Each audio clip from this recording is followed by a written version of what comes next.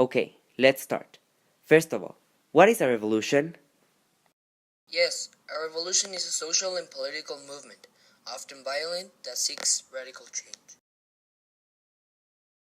Today we will be covering the March Revolution, also called La Revolución Marxista. This revolution happened the 6th of March of 1845 in Guayaquil, Ecuador. During this time, Ecuador was under the government of Juan José Flores. He was a Venezuelan military general who became the first president of Ecuador. He had served 2 periods as president, and during this revolution he was serving the third.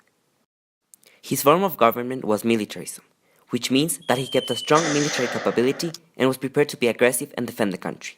Another important thing to mention is that the independence from Spain had just ended and people were free from Spanish imperialism. The March Revolution was a movement led by General Antonio Lizalde and Lieutenant Colonel Fernando Ayarza to finish Florenism, the government of Juan José Flores, because citizens believed he was incapable.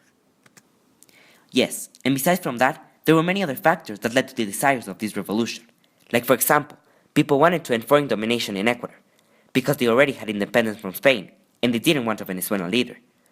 There was also a lot of inequality in the government, mainly because of the Constitution of 1843, also known as the Slavery Chart. Can you explain what the Slavery Chart is? Of course, the slavery chart was an arrangement made by Juan José Flores so he could stay in power. This constitution said that the Congress would meet every 4 years. A period of presidency would last 8 years instead of 4. So Juan José Flores could stay in power for a longer time. Yes, senators could last 12 years, MPs could last 8 years, etc. So it is clear that this constitution was very unfair and made citizens angry because they didn't want a president for so long, especially if it wasn't Ecuadorian.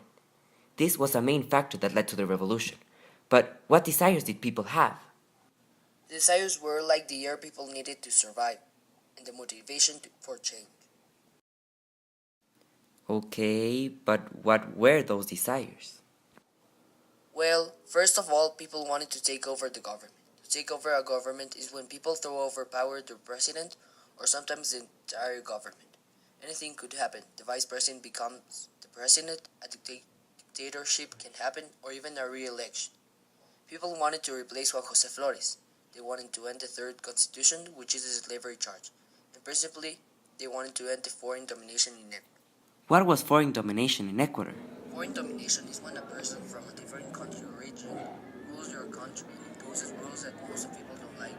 In many occasions, a dictatorship occurs. Now that we have seen the desires citizens from Guayaquil had, we are going to see the stages that led to the revolution. First of all, they planned the attack. All the people who wanted Flores out of presidency planned an attack. They designated who attacked what. And so, Antonio Lizalde and Fernando Ayarza attacked the artillery barracks, while others attacked supporters of the government. And after this, there was a big fight with rivers of blood. Let's not exaggerate. Fine, but anyways, the fight was won by the rebels. Finally, they had reached the president's ranch and Flores surrendered. Which brings us to the eventual outcome of the revolution. It is pretty clear that Flores surrendered and left power, and once he left power, he went to Spain, received 20,000 pesos for his property and all his laws, decrees and acts were void and null, including the slavery chart. And this was something good, and the whole objective of the revolution, because 15 years of foreign domination in Ecuador ended, and Ecuador was then ruled by the triumvirate, José Joaquín de Olmedo, Vicente Ramón Roca, and Diego Noboa.